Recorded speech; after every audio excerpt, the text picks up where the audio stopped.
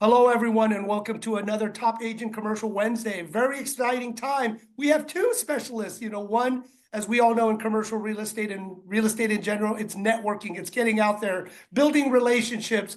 So we're really excited that everyone's showing up. And I'll tell you this, we're halfway there. Can you believe we're just in May right now, coming up to June 1st? So hopefully everyone's been working on their plan, adjusting and moving through I would say nothing unusual for most commercial agents, going through the ups and downs, the changes in the market cycle. But I know Jeff Finn is no stranger to any of this market cycle. So Jeff, if you don't mind, kind of introduce yourself and then how you have crossed paths with Melody and everything. And I would just say, this is a great way for everyone else to use this time to network too. But Jeff, if you don't mind sharing a little bit about your background and who you are. Appreciate that, Jim, and thanks for the opportunity once again to be on the Top Agent Nation session. As I've met so many of you in the past, it's hard to introduce, but I see a couple of friendly faces and familiar faces in the crowd. Nelson, Dave, and have backgrounds with me in RealNext and my company. We provide a great technology solution to the commercial real estate industry. But prior to that, I was the CEO at NAI Global and helped to build and grow that organization into a dominant force in the networking space and the space for commercial real estate services around the world. So left when we transitioned away from NAI, formed RealNext, which is a complete end-to-end solution for commercial real estate services, and found that with the technology and in the background with NAI, that times like this are times that more than ever, you need both great tools and great support to compete and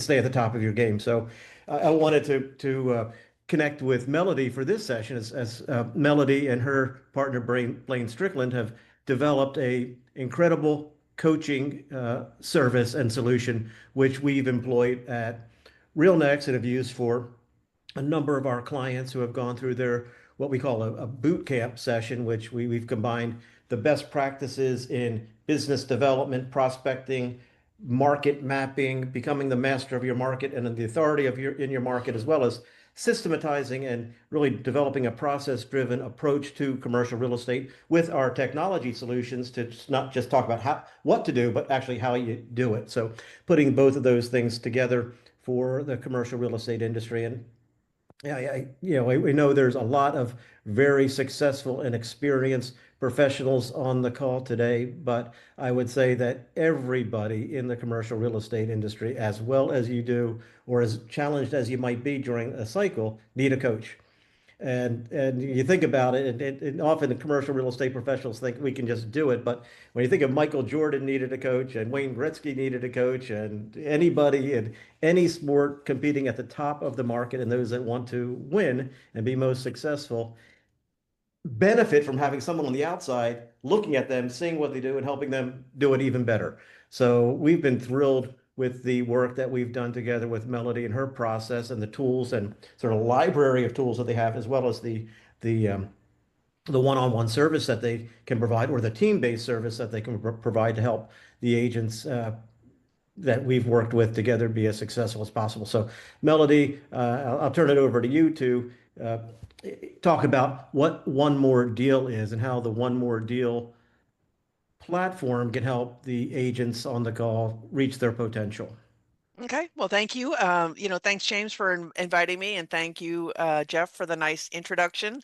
My name is Melody Montgomery. I work for an organization called One More Deal, and we specialize in coaching just in commercial real estate. So I consider this little box that I'm on right now, my Zoom screen, is, from my perspective, the commercial real estate confessional. And here's what happens. People, if I set up a meeting with them, they say, hold on, let me go out to my car. And they get in their car, they're like, I don't want anyone to hear this. I actually don't know what I'm doing. I'm having success, but I don't have a plan. I'm working crazy hours, and I just keep extending my hours, and I feel like I'm not in control of my territory, and my pipeline isn't where I want it to be. So this is a common issue of when the market's good, if you're showing up, if enough passes by your radar screen that you can grab and take to closing, you can do okay. But if you want something repeatable and consistent, anyone who's James Clear wrote a book called Atomic Habits. Anyone who's an Atomic Habits reader knows James talks about you don't rise to the level of your goals, you fall to the level of your systems. And so what we talk about at One More Deal is um, it's not complicated. You just need to have a plan and a system for how you're going to execute it with some kind of accountability for doing it. So, my partner Blaine Strickland, if any of you have ever taken a CCIM class, he might have been your instructor. So Blaine's been a 40-year commercial real estate guy, and he's done all the different roles there are in commercial real estate. He's been a broker, a syndicator, a developer, a CCIM instructor, and for the last 15 years, he's been a commercial real estate coach. And so when you coach in commercial real estate, you see a surprising number of patterns of where people get stuck. And early on in their career, what's common is, well, I came on board and I'm trying to figure out the market and I'm trying to figure out how I differentiate myself. If I'm calling people, how am I not a commodity like every other broker? So, kind of figuring out, I need a prospecting plan. I need to define my market. I need a tool so I can track my activity. So we spend a lot of time talking to people who are kind of putting a basic plan together. Once we help them put a plan together, uh, they kind of go off and do their thing, and then several years later they say, hey, you helped me put together this plan of targeting my market and I've been consistent on it, and the problem is now I'm drowning. Like, I've got more work than I can handle and I'm doing everything, and if you don't have an admin, then you're the admin, and so I'm thinking about putting a team together and I'm not sure what to do. So about a third of the work we do is, let's think about what's on your docket. Like, what all tasks do you need to do to get a deal from I found it to I've closed it? And how much of that do you love? And how much of that do you find soul crushing and you would rather find anything else to do? So let's take the soul crushing things off your plate and let's create a job description so someone else can do that. So there's another book called Who Not How that talks about you can't possibly be an expert in everything. So you don't have to figure out how to run your social media platform or how to do your transaction management. You have to figure out who's good at that and how to pull them onto your team, whether that's part-time, full-time, virtual. So we help people kind of manage their workload by either outsourcing some of their work to someone else, or restructuring who they have on their team. So that's about a third of the work we do. And about a third of the work we do is helping people, okay, what can I do to sharpen my edge? What can I do to kind of differentiate myself? And that's some of the things that we've done with RealNext is, I will say, when I came on board with Blaine 5 years ago, he said there's because my background is in sales coaching across different industries, and for the last 5 years, it's been focused on commercial real estate. And when I came on board, Blade said, well, there's a lot of commercial real estate brokers that they don't use a CRM at all, which I could not wrap my head around. Like, how am I tracking 100 conversations about different properties with different people, who I'm going to follow up with next? This person I've been working on for a while. Commercial real estate has a long sales cycle. So I might have to talk to someone for 3 years before they're ready to list their property. How am I tracking that? But in fact, that is true, that a number of brokers don't use a CRM. If so, please call me. We can help you. So if you think about a bell curve, so kind of the fat part of the curve, there's the tail that doesn't use got it. Sorry.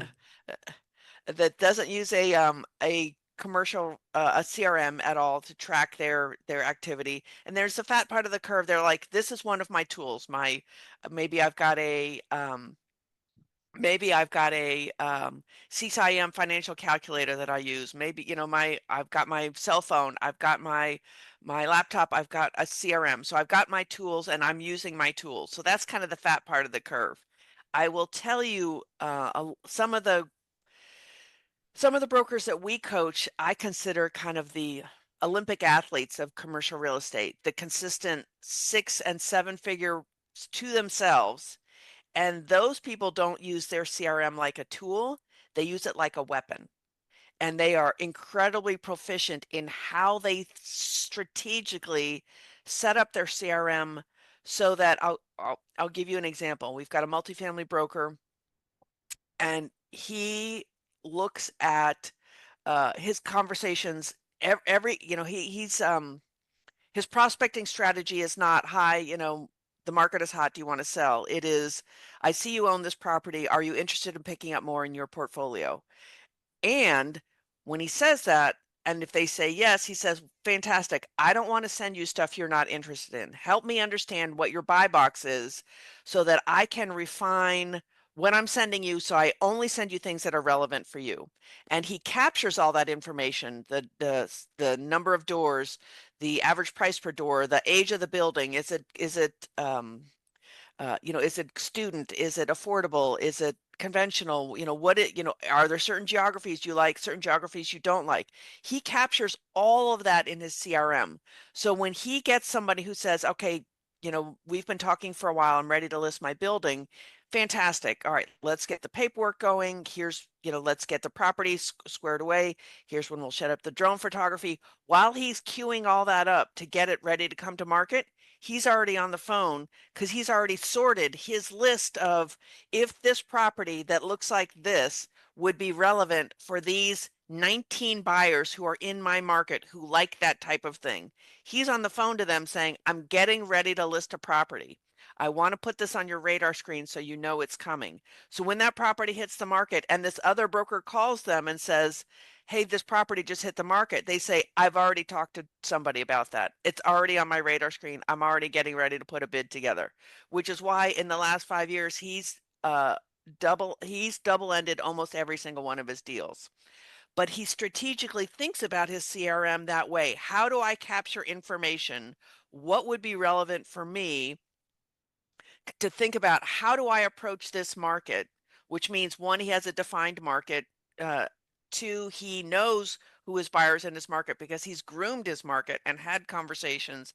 And how do I think strategically? The beautiful thing about that is once you've created what I call the chalk outline of your field, that's all you need to focus on. You don't need to chase everything. You have your defined market and you groom that over and over and over again. If you have conversations, once a quarter for 5 years with somebody who says, I never sell, I never sell, I never sell, which we all know means I never sell until I have a life crisis, until I got a diagnosis or a divorce or a death or something that says that never sell now comes on the market. Well, I've talked to this person for 4 times a year. I've had 20 touch points with that person. What's the likelihood that they're going to raise their hand and say, okay, yes, I'm ready to sell. Let's have a conversation. So those are the kinds of things we kind of think about and help you think about, okay, so how does that apply to your market? What tools do you already have? Your list of people you ever done business with, the people you almost did business with but didn't, anyone who's ever put a bid in that you didn't close. Like, are you capturing those people? Do you have a regular cadence of touch points with those people? What are you saying on the first call? What are you saying on the 10th call? Like, let's put a strategy together so that you don't have to exert so much mental effort when you sit down and say, what am I going to do today? If you have a plan, then you're like, I know exactly what I'm going to do today because I have a plan and I'm following it. So, Melody, I just want to say you bring me back to the Marcus days, but I didn't have a plan. I just did it through brute force, just kept on absolutely. doing it. But you know what I love that you said, consistency, the mentorship, the plan, and with now the tech tools, right? Like RealNext and other things. Yep. So in this change, because you've been coaching, training with your partner for so long, Yep. how has the changes stayed the same, but also changed with all the things, let's say, through the last 10 years? And we know it was a very interesting last 10 years. Yes. Yeah. Well, whenever we tell people, first you want to define your market, we always tell them go back for the last 5 years, because in the last 5 years, I don't know if we've had a typical commercial real estate year. COVID made things crazy, and work from home made things crazy, and people relocating across the country made things crazy. So here's what hasn't changed and will never change. So I have taught some marketing classes to MBAs, and we talk about B2B or B2C, which is business to consumer, business to business. But I always say it doesn't matter what you're doing. You're always P2P. You're always person to person. And people don't change. People want someone that they makes them feel safe. People want someone that they feel like, oh, they're looking out for my best interest. They have an expertise. I can rely on them. I can trust them. So no matter what kind of AI tools or technology, it is um, it is always, how do you make, I mean, it's back to your Dale Carnegie, how to win friends and influence people. How do you make people feel safe? So that will never change, especially in times where, okay, interest rates, deals don't pencil the same way they used to, and sellers still think the market is hot and they can sell what they, when the market was at its peak, and buyers are like, no, the market has changed. I want to be here. Like, how do I bridge that gap? You only bridge that gap by helping people see what the reality is in a way that they can digest it. So that will never change, is how do you relate to people in a way that makes them feel seen, heard, and understood. And that's your job as the broker, is to make sure that their concerns are addressed. What has changed is some of the tools you have to do that. So, AI tools will let you be more visible on social media, will let you follow up, help you write maybe your marketing copy, maybe will help you write emails. You can use AI tools to clone your voice. I'm not an advocate of that, and we can talk more about, again, the more AI is a tool which I use every day. I also think people value authenticity, and I think it will make interpersonal interactions much more compelling than chatting with a bot is. I want to talk to a human. So, but the market is this is commercial real estate is a cyclical market. Sometimes it's up, sometimes it's down, sometimes it's shrinking, sometimes it's growing. So we have an entire course in our One More Deal library called The Four Mistakes. And if anyone is interested, I'd be happy to share that course with you. I'll put my contact info in the chat. Um, but if the market is up or if the market's down, all of those four different directions of the market have a commercial real estate strategy specific to that. And so you just have to understand that you have to shape your conversations so that's relevant for the person on the other side of the desk.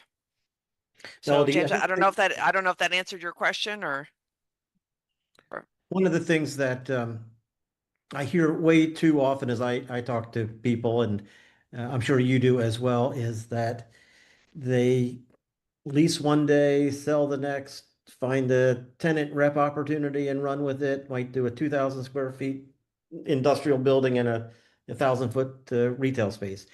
And and they're doing okay. right, And the problem is they're doing okay. And right, if you want to do okay, do that. But if you want to reach top performance, yes, I advocate specialization, focus yep, graphically and by product. right, I know that the person that you were talking about earlier, multifamily, where you see Bob Knackle, I sell development land. These right, people, that they are known for something, and right, they get all the business because they're known for that, and they're the right, market authority. So right. we talk about the box that you've talked about. What's sort of right sizing to know that if I just do this and become the master of that, it's a big enough market for me to to realize the type of potential. I think that's where you generally start. So understanding Eh, what the al- how do you really Always. focus and when?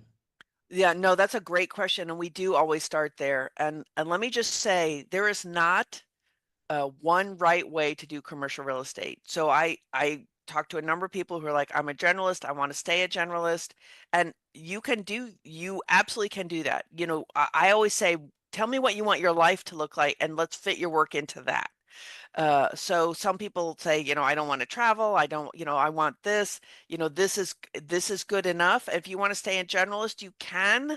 That's not what we advocate. We always start with, um, you want to be known for something. You can't, there's so many nuances to some of these types of properties.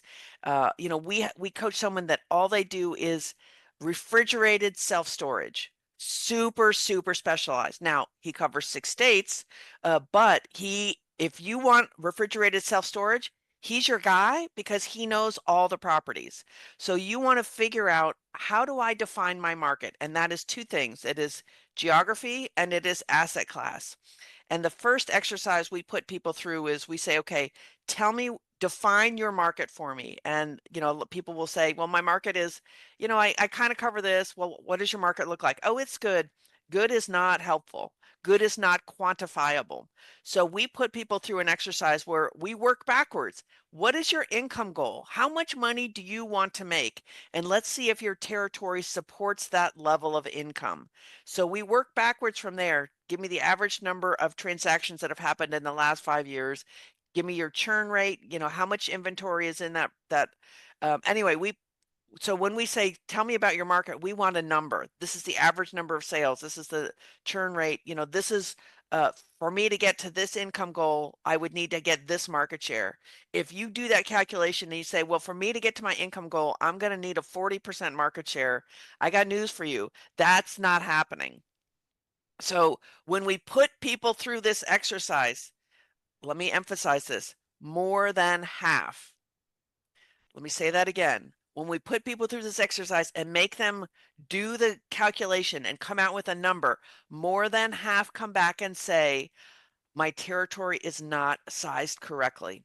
It's either too small. So even if you do everything right, you will not get to your income goals, or it's too big, which means I can't possibly manage all this inventory.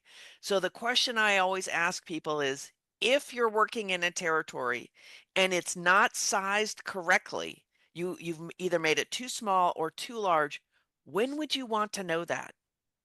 It seems to me I would want to know that sooner rather than later. Melody, I love this. Yeah, when I was at Marcus, 1,000 to 2,000 is our database. We're lucky to get a 10% market share over time, right? Having the mentor, we did the deal. I did no deal, but my mentor did all the deals, but we did the deal. Well, and kind of an advanced topic. Well, while you, let's say, do all of this, what's your thought in training on playing nice in the sandbox, right? Because if you only represent a certain amount of market share, how do you leverage and play nice with all the other experts in your market? That's a great question. And a lot of it has to do with mindset. If you have a scarcity mindset versus an abundance mindset, a lot of our top performers are at a 10% market share, 7 to 12% market share. So you don't need every customer in the market.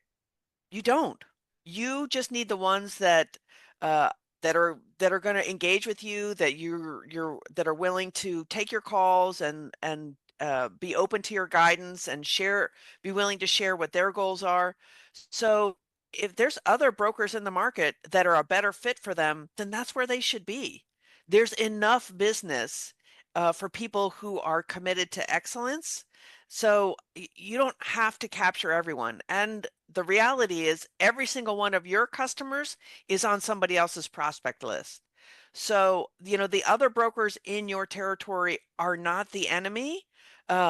You're much better off having good relationships because frequently, if you're representing the buyer and they're representing the seller, you guys have to have good communication. So I definitely am an advocate for an abundance mentality of, hey, if I've been calling on this guy and if he ends up going with you, I might still have an opportunity to be part of that deal with that person on the other side. So let's make sure that, I always think playing nice in the sandbox is just good karma. Yeah, so this is what I love from the start to the finish. And can you kind of tell people, let's say those that are in the beginning, what's their roadmap look like, the middle term, and let's say the ending, because a lot of our friends unfortunately write their 50s, 60s, terming out. Can you tell the life cycle of the commercial broker, kind of in an average ideal way of what you see the Yep. path?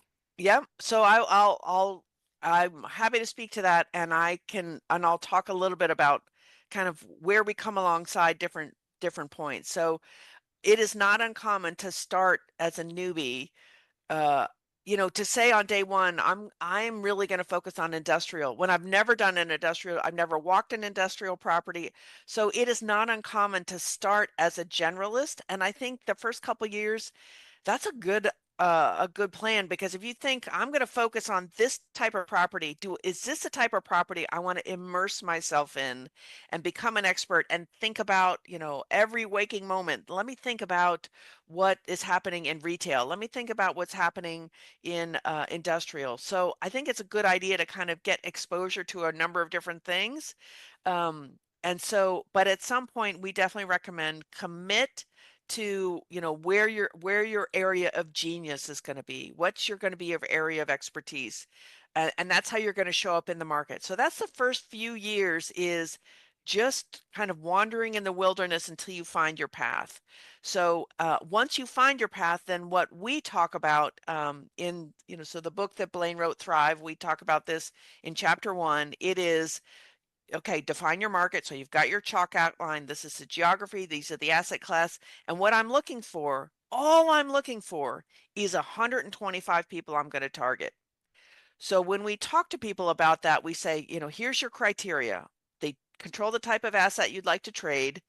They're likely to do a deal in the next 5 years, and they're willing to engage with you. So if you find 125 of those people and you groom them on a regular basis, I'm touching with points with them on a regular basis, good things will happen, because you develop a relationship, and when they're ready, the idea that I'm going to call someone and they're like, I'm not planning on selling my building, and I'm going to say some magic words that they say, oh, well, now I am, unlikely. So let's meet them where they are. So, when we talk to people and we coach them on, your goal is to develop a target list of 125 people that are going to be your main focus. So, if you've got 2,000 people in your territory, I don't expect you to talk to 2,000 people once a quarter, but 125 people once a quarter, totally doable. So when we're working people through that idea, they will say things to us like, okay, well, I went home and I did my homework and I put that list together and I've got 27 people. Fantastic. So it might take you 6 months, 8 months, 9 months to get to 50 or 60. Typically, what we see as we're coaching people is they might say something like, well, it's been 11 months and I've got 90 people and I'm having trouble getting the last, 35 people on my list, because now that I've been talking to these people on a regular basis, I'm so busy that I'm having trouble getting this last 100, the last 125. Sorry. Um, so so that's kind of early stages, is really kind of honing who you're focused on, honing how you're going to talk to them. And then once you kind of get that dialed in, um, then ideally you'll start having business and then repeat business, so that you'll kind of have that flywheel going, staying consistent about staying in touch. So we talk about the 125 as your A list, you've got a B list and a C list, how you kind of define people who are in your territory. So, that's a never ending process. B's move to A's move to B's.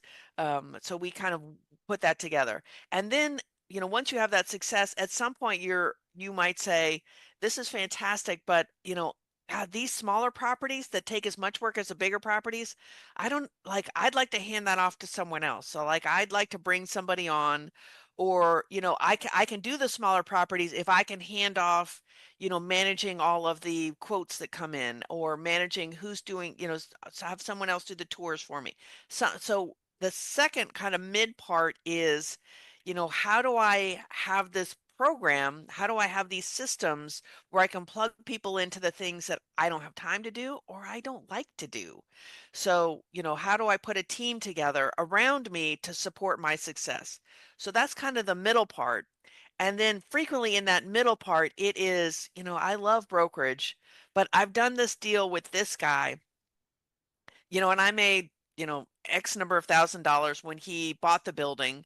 And then I made X number of $1,000s when he sold the building 5 years later. So I know how much I made, but I watched how much he made, which was orders of magnitude to what I made. I want to go for where I am to where he is.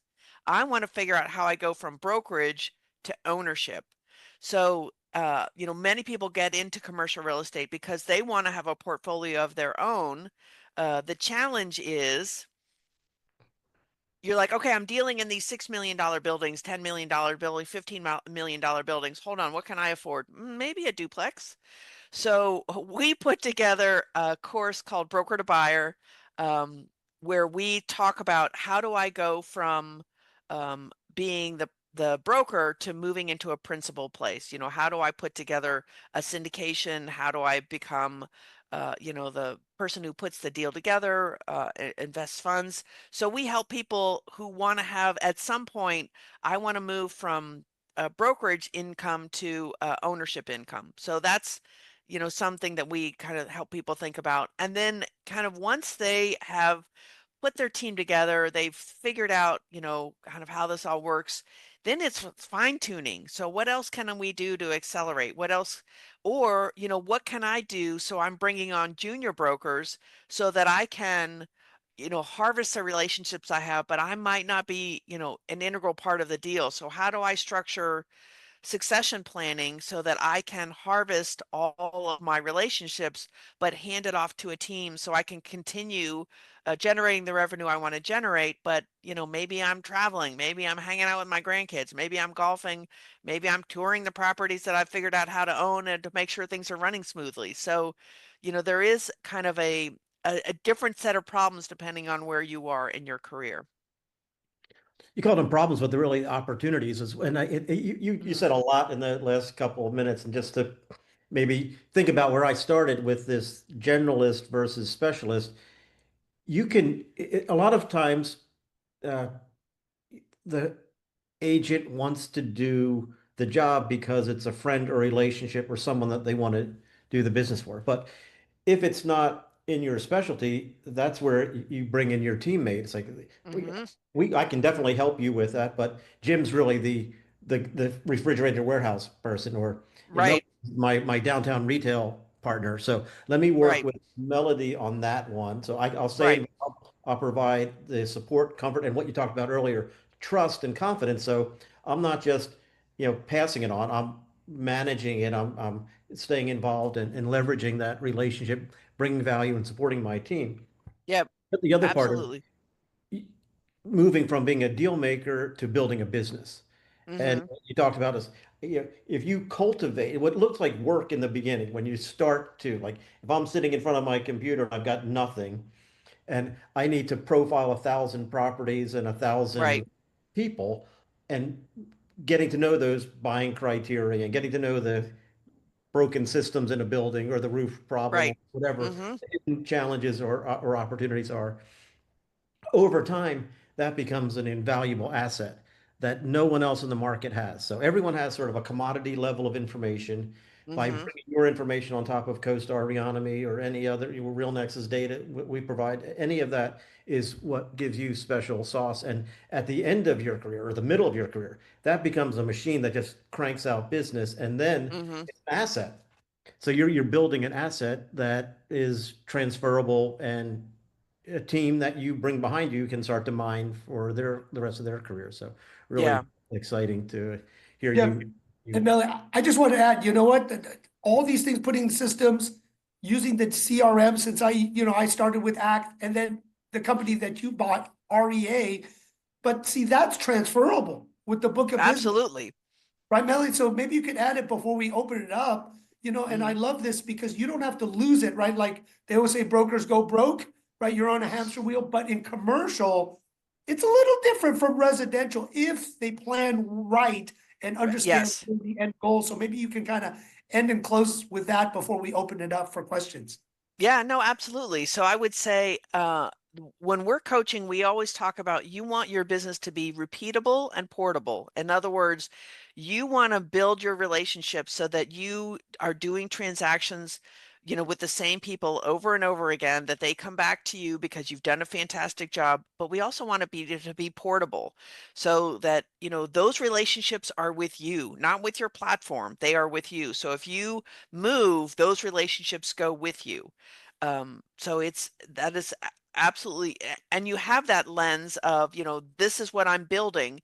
And Jeff, to your point, you are spot on. It is, if CoStar is your only data source, how can you be better than every other broker that only uses CoStar? So if you're focused on an area, every conversation you have is giving or getting information about lease rates, rental rates, vacancy rates, roof height, number of power sources, whatever's relevant for that audience is what you want to trade in. And this is the non-sexy part of the reality of what it takes to go from good to amazing, is the gathering of information, understanding how to leverage it. And is it sexy to say, well, tell me a little bit about, the roof height, or the number of docking bays you have, or how far you are from the shipping, you know, um, hubs. But if that's relevant to your audience and you capture it, then you can speak to that. But that is certainly not the sexiest part of what it takes. But is it sexy for Michael Jordan to practice his three throws and run wind sprints? Like, that's not the sexy part, but that's the part that allows you to do the sexy parts. Yeah. Well said. Any questions from the audience? So I'll tell you, the wealth of knowledge is not just new training. It goes to super advanced. So I know we have different levels and a lot of advanced practitioners and also instructors. Any questions? There got to be some questions. I know with Max or David Monroe or Eric or Nelson. Come on, Katie, I see you guys there.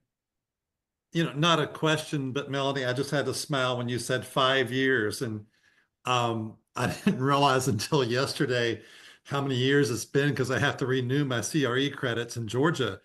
And at the same time, I'll be closing a really nice transaction here next month. In fact, Jim, I just got the big earnest money yesterday. Went hard, non-refundables. It was a big stack.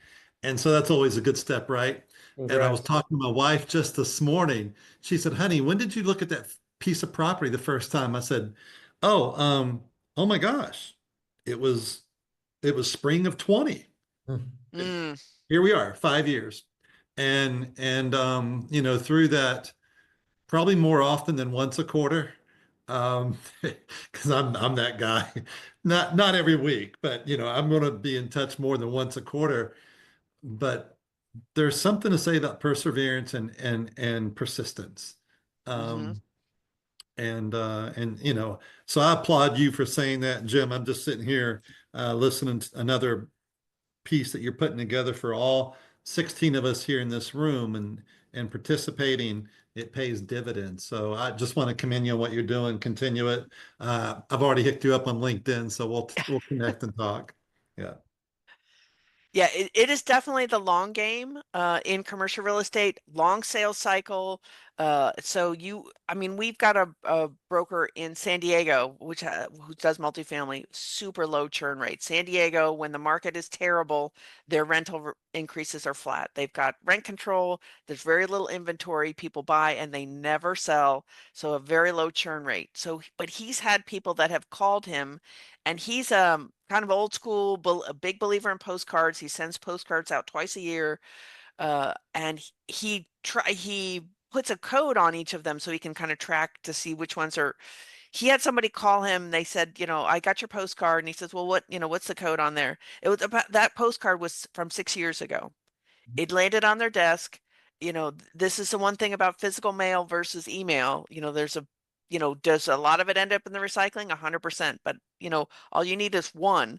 So they had stuck it in a file, and then, when some things had happened, they pulled it out, and he was their guy. And that was from a postcard 6 years ago. So sometimes you don't know what, we talk about this field, like what you're planting, what you're what you're watering, you're waiting for the time for it to harvest, and it doesn't all come at the same time. So sometimes and that's one of the things we talk about as a coach is keep the faith. I made 400 phone calls and I've only gotten 6 meetings. Okay, well, but if one of those meetings turns into, a deal that's lucrative, then that's just the recipe for what you need to do to get there. It just increases the odds that the next one is the hit. Exactly. Exactly. No, I just like to add on the postcard, doing things different, doing things consistent. What my partner, Rich Enderlin, he said he never got a deal out of this client, but his grandfather saved the postcard in a file. And when they became executors, they looked through the file. They saw these consistent postcards that he saved on the property. They called Rich. Right. That one deal. You just never know, even though they never want to do it. You never know what they do with that one piece of postcard. Yep. Exactly. David Monroe. Hands So, up. great job, Melody, and thank you for the info. I just wanted to add one of the things that I did when I started cold calling, and I learned this from that other coaching program that's out there, names not to be mentioned. And I know Blaine. I'm a CCIM instructor, so I know Blaine and Bo. I know Bo is part of that group as well. Yep. As a multifamily guy, how I know Bo. Anyway, one thing I did was I identified how much money I made per call based off of my average deal volume for a year. Now you need a year's worth at least of transactions before you can do this, but if you've got that, you can divide how many calls you're making by the amount you make and say, okay, well, I make, $35 per call because of all this. And then when you get told no because you hate cold calling, you can say, oh, just made $23, hang up and call Right. the next number. So it's I love that. mind shift thing. Absolutely. Yeah. And by the way, I've coached salespeople in multiple industries, and anyone who says, man, I love cold calling. I cannot wait to get to the office and dial people that don't know me, that I have a possibility that they're going to hang up on me or curse me out. Anyone who says they love it is a liar. So you do not have to love it, but you do have to do it. So, and one of the things we do, because we know it is, and there's a lot of psychology, is, how you can kind of get past that call reluctance is what, I like to call it, is what can I do to make this more fun? So if you have an accountability partner, all right, let's score, if I leave a voicemail, it's 1 point. If I talk to them, it's, 2 points. If I get a meeting, it's 3 points. If they meet in person. So what can I do to gamify it? And then have a contest in the office. Like, well, who got the most points? Whoever the winner is gets, whoever the loser is, they have to buy lunch. So, or I always tell people, okay, your goal for today is to get 20 no's consecutive. You have to get 20 consecutive no's. The second somebody says yes to you, you have to start again. And it's actually hard to get 20 no's in a row. So what can I do to shift my mindset? So I'm like, oh, they told me no. Fantastic. I'm at 15. Ah, damn, they told me yes. They're going to meet with me. I got to start again. So Billy, I love all these things. This is the fun stories, but consistency with brokers and agents that have been in the industry for a long time. It's consistent stories. It's this consistent experience. So a lot of people forget that. But Melly, I did find that one crazy person. I won't name the name, but love to cold call. He's wacky, but you know what? He was interesting character, right? That we met. And right. because he really loved it, he got to make 6 million, 5 million consistently. Later on, he got out of cold calling to be a syndicator because he just did it so much. But you're right. No one really likes it, but you just got to do it. Right. One Absolutely. thing, Jim, Melody, you talked about the accountability coach, and I think you said so. You talked about the free throws with Michael Jordan. Everyone, if you ask anybody on this call, if anyone was at ICSC, anybody we saw at SIR, like, I'm busy, I'm so busy. Everybody's so busy, but they're not doing the free throws. They're not. So by having a coach, when I show up on Friday for my coaching call, how many free throws did you shoot? How many did you make? How many cold calls did you make? How many connections did you make? How many meetings did you have? How many pitches did you make? How many Right. deals? Yeah. You have to have some, you can do it yourself. That's great. But when I go to the gym, if I have a trainer on top of me, I'm pushing a little bit harder than if Yeah. I'm there by myself. If you've got a stopwatch timing your sprint, you've got a little bit, you go a little bit faster when you need to. And it's Yeah. just human nature. You need that pressure that Hmm. comes from an external source, someone watching you, because otherwise, you're watching yourself, and that's really hard to do, hard Yeah, to no, manage. absolutely. Well, I mean, as humans, we're all wired. I like to do the things that feel good, and I don't like to do the things that don't feel good. So if I don't love cold calling, I'll find all kinds of other things that I can do. So I'm busy and I'm productive that, oh, I didn't have time. Nobody calls and complains like, I was on your cold call list and you didn't call me out of the blue. So what's going on? Like, there's no negative consequences today for not making those calls. It's the same way, why it's challenging to kind of manage your weight because, I want to lose 5 pounds, over time, but the donut is in front of me right now. So your today self and your tomorrow self have to work something out. And we have people that say, all I want is a 15-minute call once a week. Okay, we can set that up. Here's what the call consists of. This is my plan for next week. I have to submit to you, this is a list of people I'm going to call. And then my call next week is, this is a number I got to.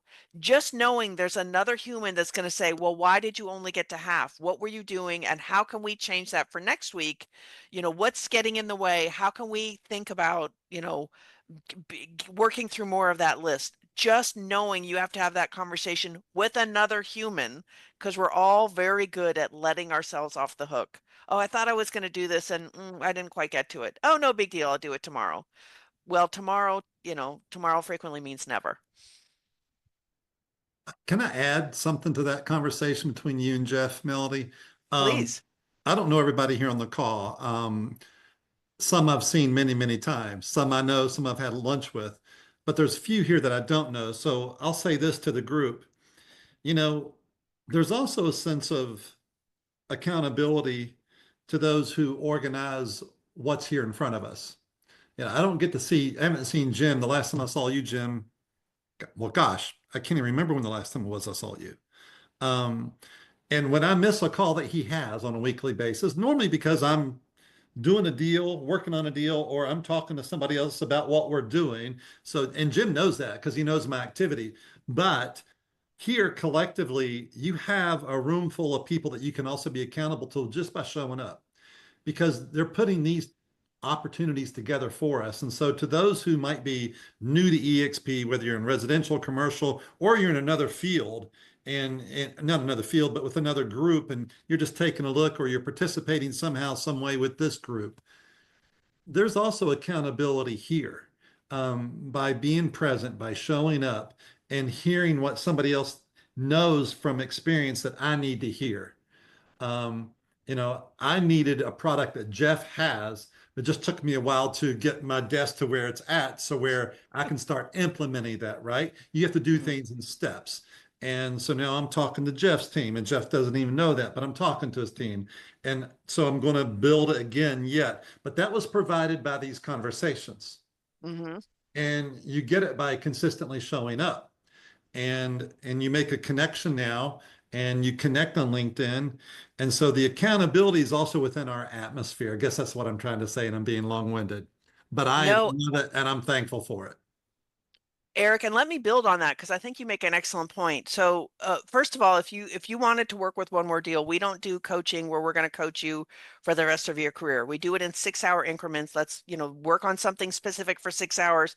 Our goal is not to talk to you, forever. Our goal is to let's put a system in place so that you can do it on your own. And so, Jeff, you talked about if I'm going to the gym and I'm working with a trainer and I know they're going to kick my ass, like I'm going to push myself harder.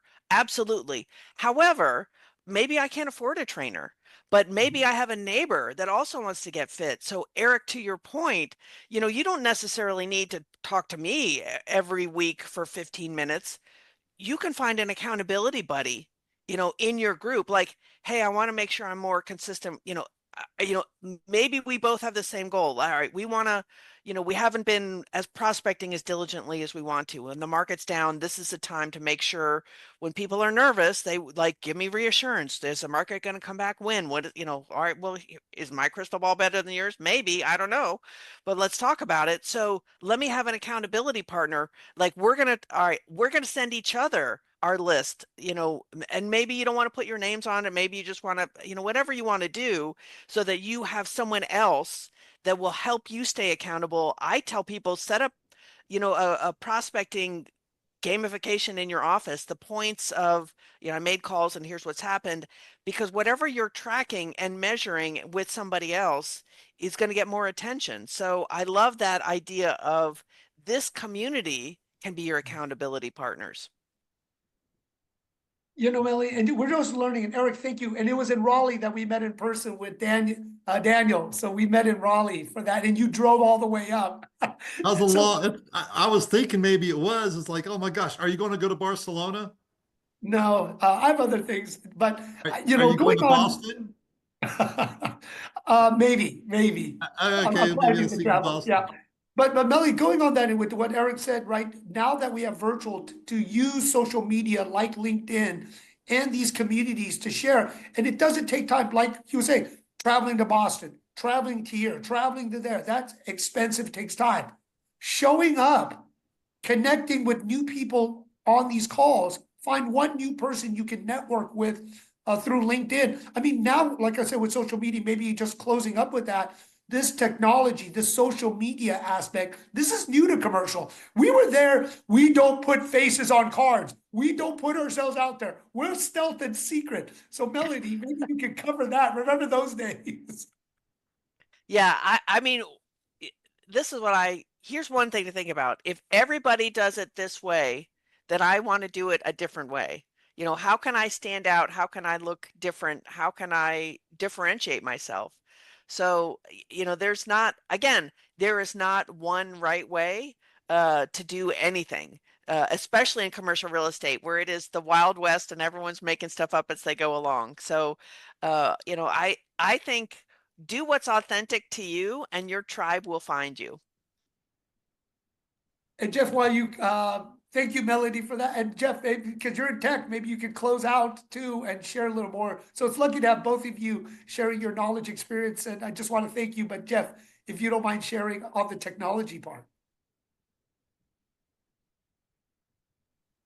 Jeff, you're muted.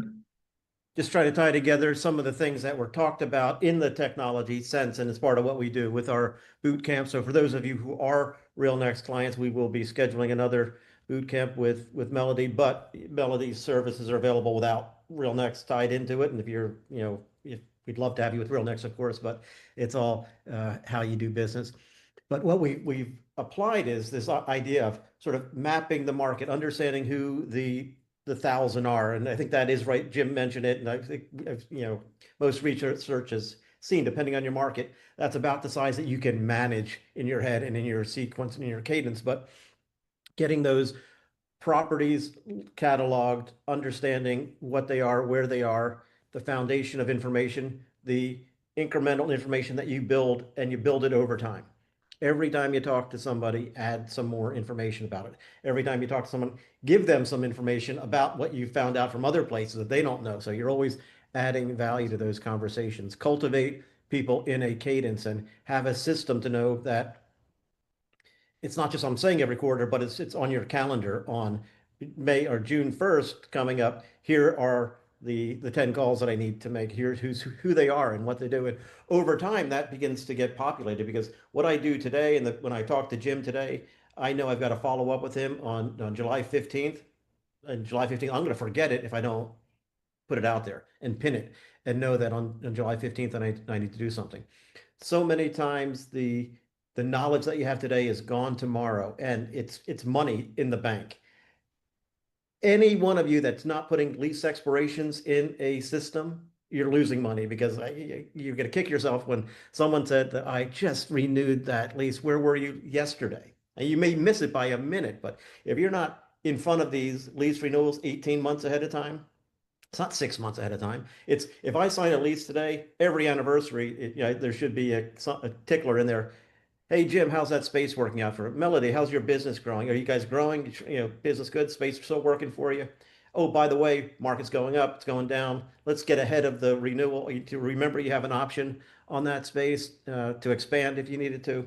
Whatever it is, just have a sequence that you're always ahead of it. And too often, again, I'm chasing the new deal rather than mining my existing relationships and opportunities. So there's so much gold and opportunity in your relationships and what you've done, but that gets built over time by organizing it, cataloging it, and just making sure that you put it into practice. So uh, I think that there's so many new things coming out, but those are fundamentals. I mean, we're not.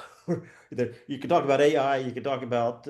We've got virtual reality, which is great, which I think all of you should be thinking about. We do a great service that helps you map your market. And I used to go into boardrooms across the country and around the world, and everyone take me into their conference room and say, here is our city, and it's every year, every 5 years we get a new map, and like here's the city, here's what it looked like in 2000, here's 2010, here's 2020, and it's pretty static and stagnant.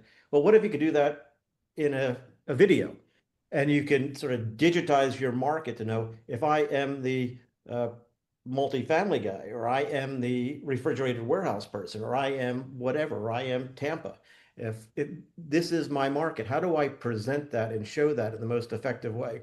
Because you think that everybody might know as much as you do, or they don't know your market. If you really are good at it, they don't know your market like you do. So if you can present that and showcase what are the economic drivers of my community? Why do you want to be here? Where is the new road coming in? Where's the new transit hub coming in? Where is the new stadium being built? Why is this area growing and this one not? And why do you want to invest here, not there? Putting that together in a video that personalizes to you, it can build your credibility. And then you take that same information and say, oh, now I have a listing here. So you put your listing on and you can showcase that and talk about the attributes of that listing. While everyone else is sending out an email or a postcard, that might stand out. But if you're using a video that you can use in social media or in a link on your website, or if the building doesn't exist or it's dilapidated, you've got a lot of products that's hard to sell because it just doesn't show well. Virtualize it, make it look beautiful, sell it in its future state, and we can help you do that for you. So there's a lot of things that are at our fingertips and ways to differentiate that aren't always thought of or taken advantage of. So from a postcard to virtual reality, from a piece of paper to a database that's telling you what to do, reminding you what to do to help you prioritize, are all sort of the transformations of the opportunity that we have that we can take advantage of. So I really appreciate the opportunity, Jim, to be with you and Melody for sharing and the collaboration that we've had over time, and look forward to working with others on the group as we continue to expand our relationship with One More Deal. Melody, Jeff, thank you so much. Please, everyone in audience that are watching but not on, but we always love for people to sign on. As you can see, interactive, and to get the wealth of knowledge to talk in person is amazing. So join us every Wednesday, Top Agent Nation. More curriculum, more things are happening. I know behind the scenes, Alejandra, got to give you a shout out. You always work so hard with the team, and we're putting more and more together. So everyone have a great day, great week, and see everyone next Wednesday. Thank you so much, everyone. Great meeting. Thanks.